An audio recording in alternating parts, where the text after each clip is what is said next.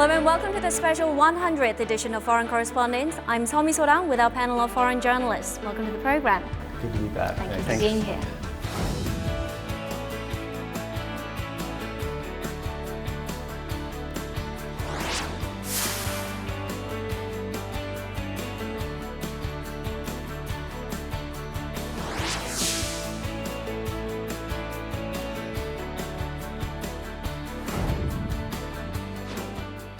It's been 2 years since Foreign Correspondents aired its first episode back in 2016, and during that time, one of the most frequently mentioned keywords on our program has been, without a doubt, North Korea. And in the midst of warming cross-border ties in the aftermath of North Korea's participation in the 2018 Pyeongchang Winter Olympics and the April Inter-Korean Summit and the June Pyongyang-Washington Summit, the local media are increasingly using the word reunification. So over the next 2 episodes of Foreign Correspondents, we'll delve into the issue of reunification, starting today with how far the two Koreas have come in their road to reunification and also the opinions from the public.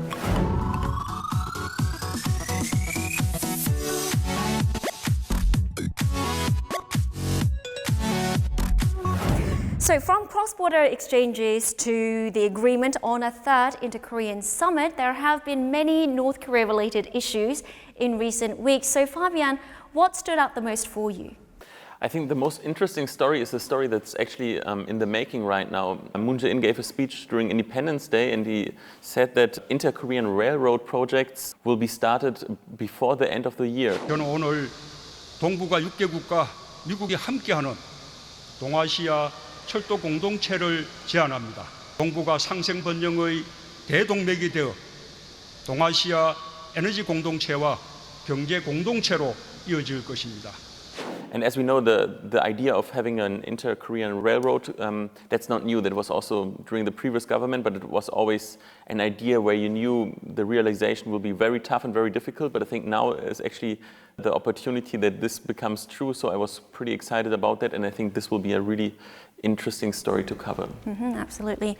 Fan, what about you? What stood out most for you? I think that's the most noteworthy news in the few past weeks is North Korea's foreign minister trip to Iran when he stated that North Korea will give nuclear knowledge in order to use as a tool to be against the US if the US continue its hostile policy toward North Korea. Sure. Now, one issue that might be grabbing the attentions of most South Koreans right now might be the family reunions. A new round of family reunions of those separated by the Korean War is being held right now, the first such round in 3 years.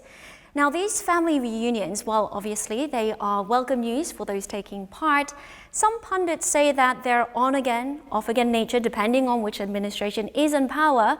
It threatens to make the event a political show. So what's your take on that?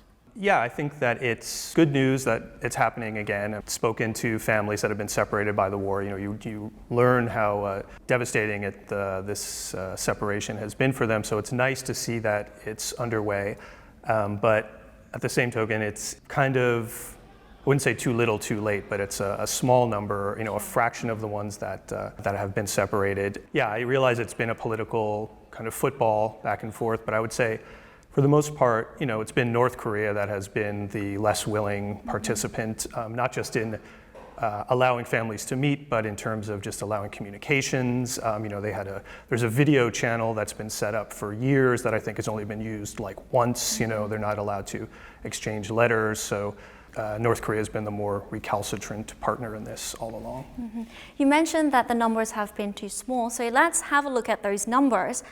Over 57,000 people have applied to take part in this latest round of family reunions, of which 93 South Koreans and 88 North Koreans have been selected.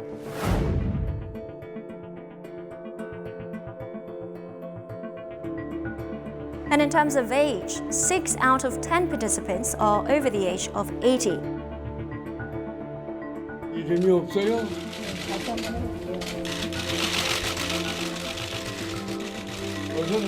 저는 장가족이 끝났어요. 요번에 못 끝이지 뭐 언제 또 신청을 해. 또 요번에 꼭 찾아줘야 돼.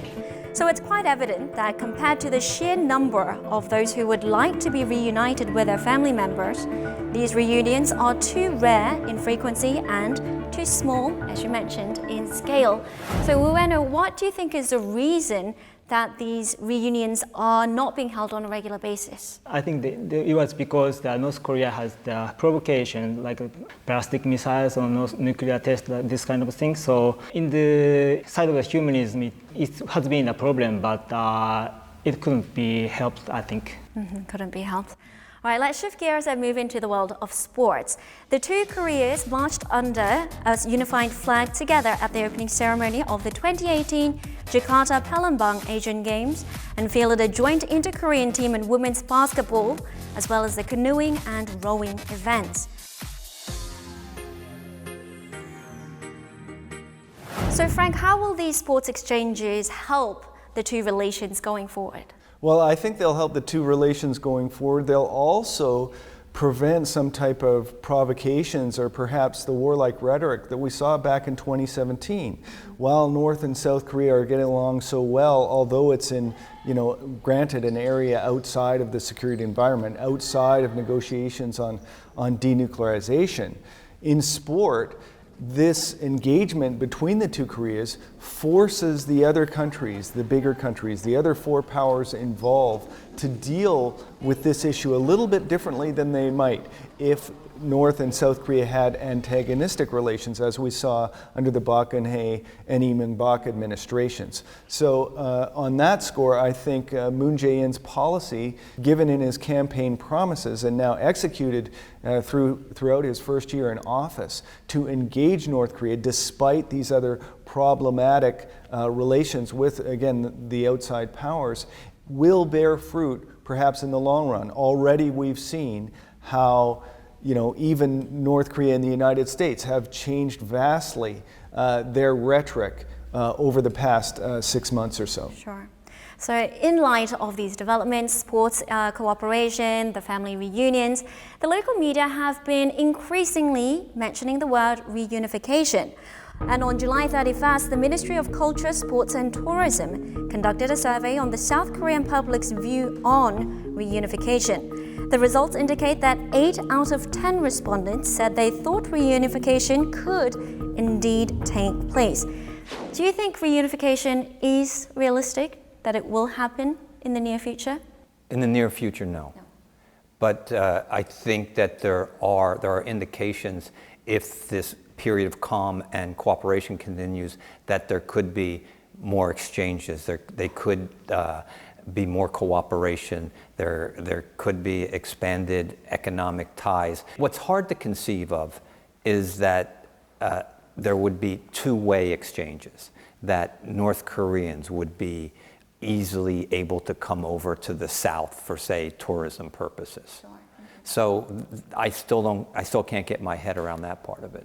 The survey is also noteworthy in that it shows that the majority of the South Korean public views North Korea as a serious security threat, while also recognizing the importance of inter-Korean cooperation.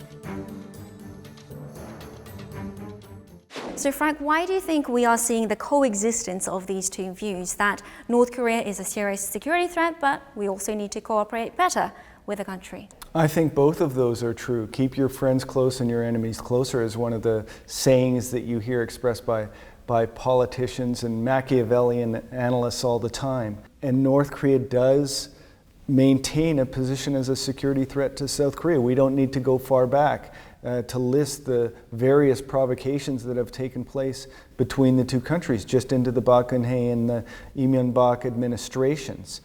However, now with the Moon Jae-in government and what we've seen, especially over this last 6 months, there's definitely reason for optimism in relations, especially between North and South Korea, and now between North Korea and the U.S. and the international community. Good reason for optimism. Now, some of these polls, they indicate a generational divide among South Korean public. Although pro-unification sentiments have risen among South Koreans in their 20s since the April 27th Panmunjom Declaration, they are still less in favor of a united peninsula compared to the older segments of the population. Bueno, what do you think explains this division? Yes, one of the biggest reasons I think is the economy, the difference of the economy size. And if they are united, South Korea has to help a lot for North people in the economic way. It takes for South people to get very difficulties, especially young people are suffering from the getting a job in these days. So I think that's the reason, one of the reasons that young South Koreans are not optimistic about the unification. I think there's one other reason too, because not even their parents, sometimes not even their grandparents remember the unified state. For the youth, North Korea is very close to a foreign country. Of course, they share the same culture and so, but I would argue, let's say, that the South Korean youth is culturally closer to the US youth or let's say, German youth than they are to the North. So they feel very distant to them. I'd have to agree with Fabian. When you look at that older age group, they might have some romantic ideal about unification. But also we need to recognize that comparing South Korea and North Korea, it's more than 35 times larger, the South Korean economy. So relatively speaking, North Korea is much further behind economically. Mm-hmm, sure. Ueno and Frank, you have both mentioned the cost of reunification. Although the exact estimates vary depending on the source, depending on the study, who conducted it and when, it's expected to be astronomical, the cost of reunification. According to the World Bank, South Korea's GDP is the 12th highest in the world at $1.53 trillion. Do you think South Korea has the necessary economic muscle to give this cost of reunification, to handle this cost?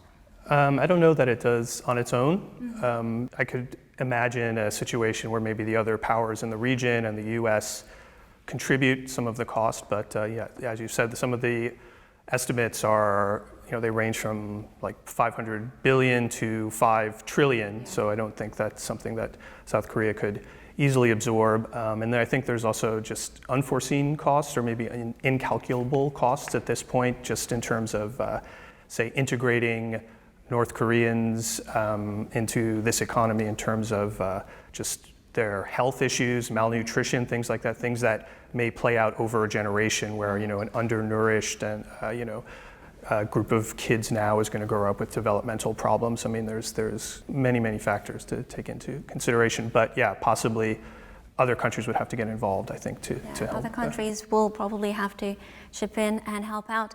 Now, one way to help out with the cost of reunification is to impose what's called a reunification tax. So if we have a look at that July survey conducted by the Ministry of Sports, Culture and Tourism, they also asked the respondents whether or not they were in favor of implementing a, quote, reunification tax. And the results, nearly 50% said they would be willing to pay more tax to finance the cost of reunification. Fabian, I understand that Germany is still obliged, German citizens are still obliged to pay a reunification tax. How are the German public feeling about that? Are they accepting? It's a controversial issue, but to begin with, actually the tax is called solidarity tax. But it was mainly used to decrease the gap between East and West, also in terms of infrastructure and all that. So every person paid around, in the beginning it was like 7.5% of additional to their income tax. Now it's around 5.5%. The problem is the tax was introduced by saying, okay, once we manage unification in a successful way, then the tax will disappear again. But so they didn't have a timeline for when it would be. I mean, it was hard to foresee how long we would have to deal with the costs.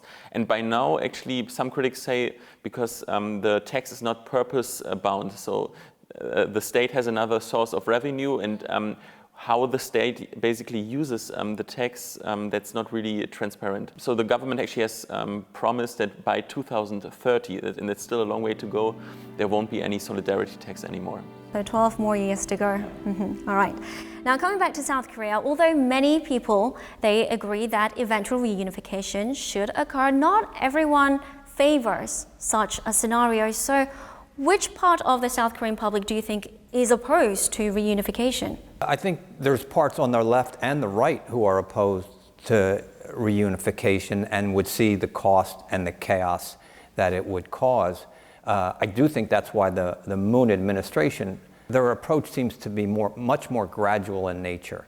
Rather than imposing a huge tax on people now, this is like get involved in more cooperation and investment, and over a generation, this is what the indications I'm getting, is that over a generation of working together with two separate governments, that they would bring up the standard of living into the north and make it a natural progression. We'll have a look at another study result, this time from the Reuters. They expressed concerns that the two Koreas have drifted too far apart in terms of language and culture to there be a harmonious intermingling after reunification. They estimated that only 70% of the words in the Korean language will be mutually understood by South and North. So, Pham, what do you think can be done by the two Koreas to bridge this gap in language and culture? I think the best way and appropriate way is to have more people-to-people exchange, culture and social exchange. They will help them a lot to better understand each other. So some cultural exchanges leading up to reunification. And if there was an openness in the cultures and communication, the media itself would solve that problem. Popular shows, popular talk shows, people would start mimicking or learning from that. Fabian, can I ask, what was it like for Germany? Was there a lot of language, cultural and societal barriers between the two blocs following reunification? Yeah, I mean, probably not as severe as it would be for the case of North and South Korea, just because there was more communication throughout the separation. The separation didn't last that long. But I can tell a personal story. When I was 4 years old, the unification happened. I was too young to have very active memories, but let's say when I grew up very close to the border, and some of my parents' friends, they moved to the former East, to have a nice house in the green, and the other kids, they behaved quite different. They had different clothes. They had actually different names. It's really interesting. Many East German parents gave their children names that they thought would sound very American. That was also a way of showing some kind of subversion or opposition to the regime, which you couldn't otherwise show. So they were called Ronnie or Mike. And they were very fascinated about action movies, Hollywood movies, and but now 30 years later there's almost no difference anymore. But in the beginning it was quite severe. Quite severe. Now, Pham, Vietnam was also divided between the North and the South among ideological differences. So what kind of tensions were there in Vietnam following reunification? There were some differences in the way of thinking, lifestyle, cultures, rise after the unification, but fortunately, they did not lead to tension. Right, didn't lead to any because conflict. Vietnam, there's a long history of harmony and solidarities among all ethnics in the country. I actually was based in Vietnam for several years, and I did some stories often around the time of the anniversary of the end of the war, and I found kind of different to what you're saying, that it's certainly not on the surface a lot of tension, but there still is a real and noticeable divide in thinking between the South and the North. I mean, if you ask some people from the South, certainly people who remember the war, in the South, they have still may have a negative opinion of the North or feel that they were conquered by the North. And I think for younger generation people I talk to that don't personally remember the war, there is a sense that the true history has never fully been exposed or discussed. And I've met some young people that feel like we don't really know what our history is. There's a very official narrative that they learn, but they're not really exposed to sort of so it's something that it's under the surface, but I do feel that there are divisions that remain, and not a sense of reconciliation. Right. So coming back to Korea, Ueno, do you think North Korean citizens are ready to accept liberal democratic values and capitalism? Well, in the case of the capitalism, they will, for some extent, they will accept capitalism because there is an underground market in these days in North Korea. So it's not very difficult for them to accept capitalism, but in the case of the democratism, going to be a bit maybe hard. Okay, so it'll take a while to get used to the idea of democracy. Yeah, right. Okay, now despite concerns that reunification would lead to a huge burden on the South Korean economy, there will definitely be some benefits as well. So, Frank, how might reunification benefit economically the two Koreas? Well, I think, for South Korea, South Korean businesses are always looking for new opportunities. In particular, precious metals that they use to make handphones and plasma TVs, they'll be able to go to North Korea and get those minerals there. There have been a number of studies of the mineral deposits that are lying, waiting to be exploited in North Korea, upwards between $6 trillion and $10 trillion, depending on what study you look at. And something like 200 different precious metals, including gold and silver and zinc, like iron, you name it. Coal is just one that gets a lot of press now because it's easy for them to mine and export. But there are a whole range of other mineral deposits in North Korea that are just waiting to be exploited. At the same time, there's a massive labor force in North Korea. We consider Germany now, we don't think about Germany as being disadvantaged heavily by unification. We think of it as probably the most stable, strongest economy in the world, although not the biggest, based on its population. Certainly it's an incredibly healthy economy that wasn't severely hindered, of course, by unification. All right. Let's have a look at another study conducted by a local media outlet in July. Some respondents expressed concerns that the country's socioeconomic, generational, and ideological disparity would be widened by reunification. Fabian, what are some key challenges that the two Koreas will face if reunification was to eventuate? Well, for the older generation, I think it's of North Koreans, it will be hard to adapt to capitalism. We see that capitalism also brings some responsibilities. Like the state doesn't care for your living. To some degree, yes, but you have some freedoms, but also some duties that go along with it. But I'm actually quite optimistic because the young generation, they are already much closer to how South Koreans think and feel. But then I see politically, I think probably many North Koreans cannot understand the thinking of South Koreans. For example, the idea that you can go every day, you can have a strike or go to the city hall and express your opinion. I think for them that's a really unusual thought after never actually really having experienced democracy. But those are issues that are actually minor if you think about the bigger picture, the greater goal that is to gain. I was a little older than 4 years old when the Where are you? when the Berlin Wall fell, down. and when the Soviet Union fell, and I recall a lot of reporting on a lost generation in Germany and in the former Soviet Union, that it would take a full generation before people adapted to capitalism, that those who had been living under communism for decades and generations, when that generation was not going to be able to adapt well, you would have to wait for the next generation to come in. Okay. Now let me move on to the final question for today. How do you think the two Koreas can better integrate, and what are some actions that ordinary North Korea and South Korean citizens can take? More people-to-people exchanges will help. Just something like even setting up, liaison office in Kaesong, which is in the works, or opening some of the economic exchanges. The more chances that North and South have to just meet in person. I think South Koreans, younger ones, seem to know very little about their northern counterparts as well.